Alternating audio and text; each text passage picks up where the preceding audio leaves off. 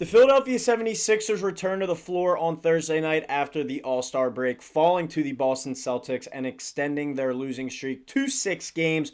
But the Sixers did make a couple of roster moves in recent days as they look to continue to improve their roster for what has been, as we know, a severely disappointing season. On Thursday night after the loss, the Sixers converted guard, wing, forward kind of extraordinaire David Roddy to a two-way deal for the rest of the year. He had a 10-day contract that was set to expire. The Sixers were able to convert that, and basically, presumably, over the last 27 games of the season, you would think David Roddy will be with the Sixers for the rest of the way. They can waive him at any time on this two-way contract, as he will be back and forth between the G League with the Blue Coats and the Philadelphia 76ers in the NBA. But they did convert him to a two-way contract, as well as Alex Reese, a player off of the Oklahoma City Thunder G League affiliate. So when you look at this, with a type of move like this, obviously it's not earth-shaking, it's not earth-shattering that it's going to magically make the Sixers a better basketball team overnight. But I think the kind of approach that Daryl Morey and the front office is taking as they've rounded out the bottom of the roster in these past couple weeks, they're taking some chances on some of these young guys. You know, they got rid of older players like Reggie Jackson. I think we're going to see less and less of Kyle Lowry down the stretch. They went out and acquired Quentin Grimes. Justin Edwards, obviously, he was converted into a full standard deal from his two-way deal. Ricky Council as well as on that full deal. You have a handful of these young guys now with David Roddy, with Alex Reese, with Jeff Doughton, a bunch of younger players on these two-way contracts. You go out and sign Lonnie Walker to a two-year deal as well. And I think the Sixers are kind of looking at it from this perspective. And, you know, the comments last night from Joel Embiid after the game basically saying, my knee's not right. And the only thing that essentially is going to make it right probably is time off and some surgery. So I think we're in real kind of position here, a real category of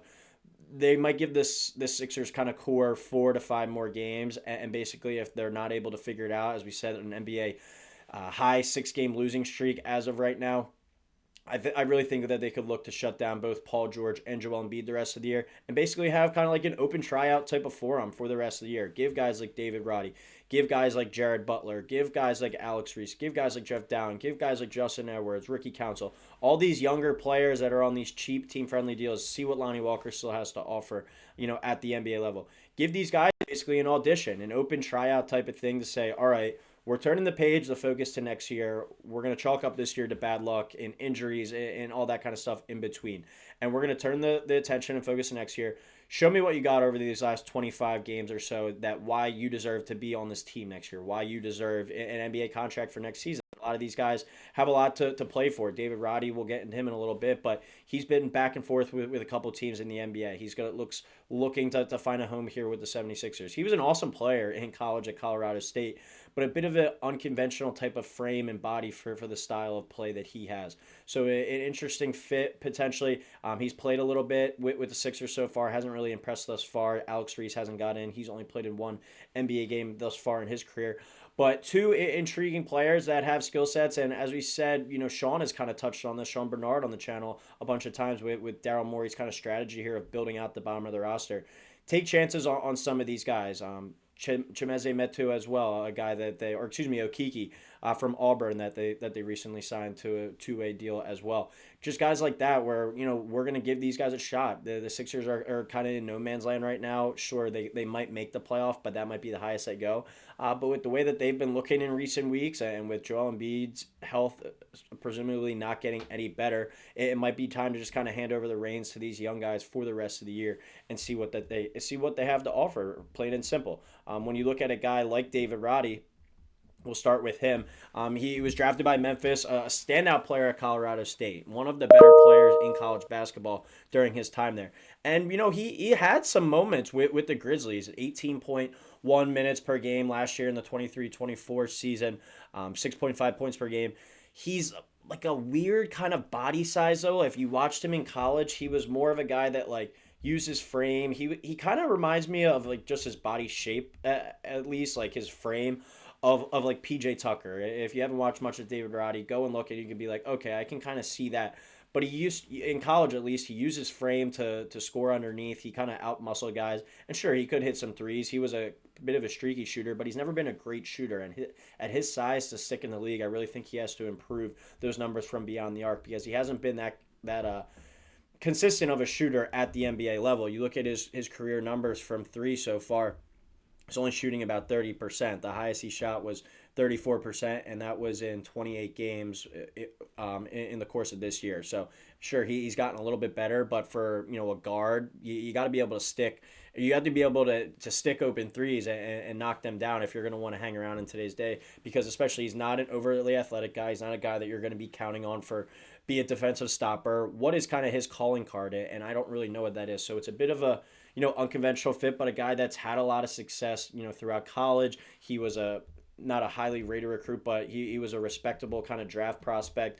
And he's made some plays in the NBA. You go back and watch some of his minutes with the Grizzlies. He's a bit of a streaky shooter, as I touched on, but not a move here that I think is necessarily shaking the earth. But can he find his stroke? Can he become a more consistent scorer? Because he does have kind of a unconventional game, as I said, that could be kind of tough to prepare for, tough for teams to stop it and be used to, because he's not a normal 3-and-D wing. He's not a super athletic guy. He has got a bit of a different frame, almost kind of like a smaller version of Kenneth Lofton, who was once upon a time on the Sixers as well, where it's like, what position is he? What really is he? It's a bit of like a head scratcher.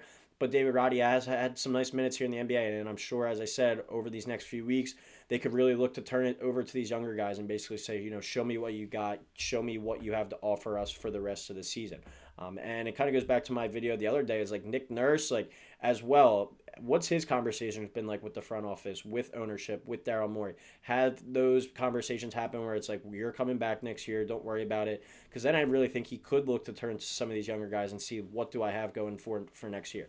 And hopefully, fingers crossed, Sixers injury luck is a little bit better next year. Whether Paul George is here, I would assume Joel Embiid's back. Jared McCain back on his feet. Hopefully Tyrese Maxey, knock on wood, nothing happens to him the rest of the year. He can stay healthy. But what guys can we build around that kind of core of those four players? Because I think going into next year, at least as of right now, Embiid, Maxey, George, and McCain are kind of your big four that you're looking at. Then you got to round out the rotation. Kelly Oubre, Yabusele, guys like Justin Edwards has really sparked at times. Ricky Council has had moments. Jared Butler, it seems like they really like. Who else is going to be there, be able to get counted on? And guys like David Roddy and guys like potentially Alex Reese, who we'll touch on next, are going to be kind of in the conversation there as these players. Alex Reese is a really interesting one out of Alabama. Sean Bernard texted me this today about for the next year after graduating, he actually worked as a bartender and moving furniture. And then he took an overseas contract, actually, and he kind of reinvented himself as a stretch big man over there and has expanded his game. And I think when you look at the Sixers team, obviously the season hasn't gone to plan and what was expected. But one thing I think is a glaring issue, and shout out to Yabusele for all the great basketball he's played, but they don't really have a floor-stretching kind of big, a floor-stretching four. And Alex Reese is a guy potentially worth taking a chance on there. You look at this year in the G League, averaging 9.1 attempts per game, shooting a little over 41%, about 42% from three. That's pretty awesome for a guy that's at 6'9". And if you go watch some of his like highlights, you're not really going to be diving in, I assume, to many G League games or G League tape, but he's a good passer too. He keeps the ball up high when he gets the ball in like the high post, or if he gets it on the block. He's got good vision, good ability to see over the top, and he makes some really nice passes, whether they're skips, pocket passes, bounce passes. He's a good passer as well for his size. And as we said, what's the harm of taking a chance on a guy here? You can rotate him back and forth, give him some minutes in the NBA. As we know, the Sixers in their front court always seems to be injured, so maybe he'll be able to go out and get some minutes there. But a guy at 6'9" that's taking 9 threes a game, and he's making them at a 42% clip this year, those are pretty impressive numbers, averaging what he's averaging, getting 7.4 rebounds per game. He's carved out a nice little career here in the G League. I'd really like to see him get some more time, because I think he's got more of a NBA long-term potential than David Roddy. David Roddy kind of is what he is. As I said earlier, if he's able to consistently knock down threes more, maybe the tone switches, but I just not quite sure of him as an NBA prospect. Alex Reese maybe gives you a little bit different. He doesn't look like the most agile, the most athletic, fleet of foot type of guy, but someone who's able to shoot the ball that well, and as we talked about too, kind of reinvented himself as a stretch big. The best shooting basketball of his career might still be upon him. So 2 moves, minimal moves, but as the Sixers kind of go on the rest of the season, look to get some of these younger guys minutes, as we talked about. Justin Edwards, Jared Butler, Ricky Council, David Roddy, Alex Reese, Jeff Dowtin. all these guys that are on these two-way deals, these kind of expiring contracts as well, whatever you want to call them, give them a chance, give them some light, especially if it doesn't look like this team's going to be making a playoff run, and if it looks like there is a legitimate chance, a legitimate shot that they do shut Joel Embiid down for the rest of the season. So let me know what you guys think in the comments below. David Roddy, Alex Reese, do you think either of them could be a potential piece for this team moving forward? I think Alex Reese, more so David Roddy, but I'm interested to hear what you guys think. As always, please drop a like, drop a comment, and just be with us here for the ride. Through the thick and thin, me and Sean are going to be here daily, giving you guys the videos, giving you the latest scoop on the Sixers.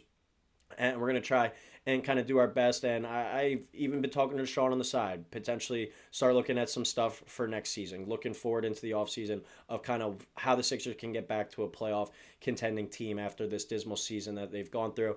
And I'll be really curious to see whether or not Joel Embiid gets shut down in the next week or so based off of some of the comments about his knees. But as always, everyone, please drop a like, a subscribe. As I said, let me know in the comments below what you think of these moves, if any of these guys have a chance of sticking at the NBA level. And we will talk to you next time here on Sixers Digest.